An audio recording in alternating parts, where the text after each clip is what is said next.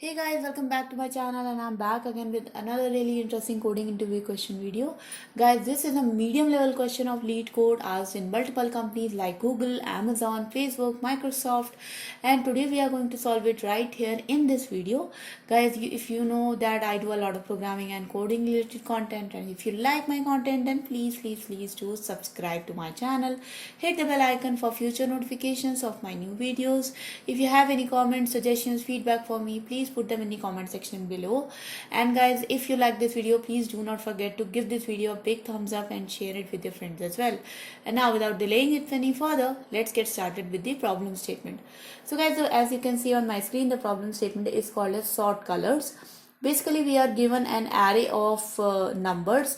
The numbers could be 0, 1 and 2, and we have to sort it in such a way that all the zeros come in the front, all the ones are in the middle, and all the twos are at the end. But we have to do it without any library or any built-in sorting function. We also have to come up with a one pass algorithm without using any extra space.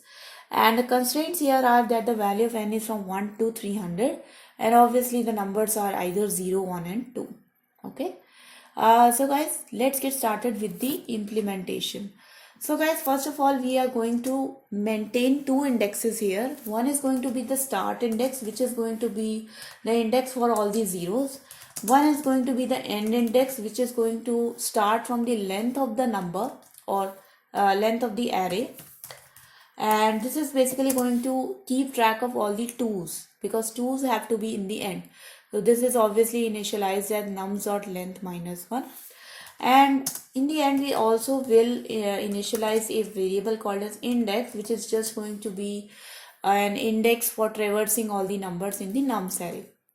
Now we are going to run a while loop. While start is less than end and index is less than equals to end.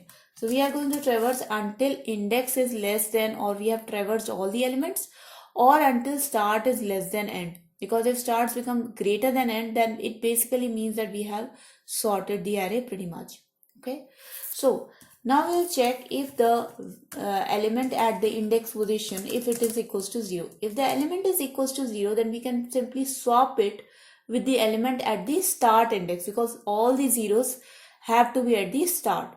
So what we can do here, nums.index becomes equals to nums.start, and nums.start becomes equals to 0. So basically we have swapped the starting value with the index value, and that index value was 0. Now we will simply increment start, and we will increment index as well. Now let's do an else if statement. So if number at index is equals to 2. So if the number is equals to 2, again we will do the swapping thing, but here we will swap it with the end index. So number at the index position will become equals to numbers at the end position, and number at the end position will become equals to 2. End will decrement. Now we will not increment the index value, guys, because we have already swapped the index element with the ending element. So in the next run, we will actually check the ending element, the previous ending element. So that's why we are not changing the index, or we are not incrementing the index element.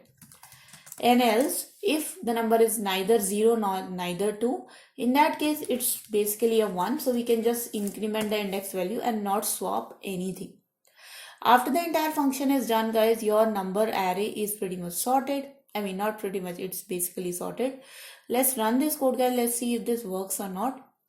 Okay, so we have got a compilation error because of the naming mistake, and hopefully this time this will work. And you can see, guys, that my answer matches the expected answer.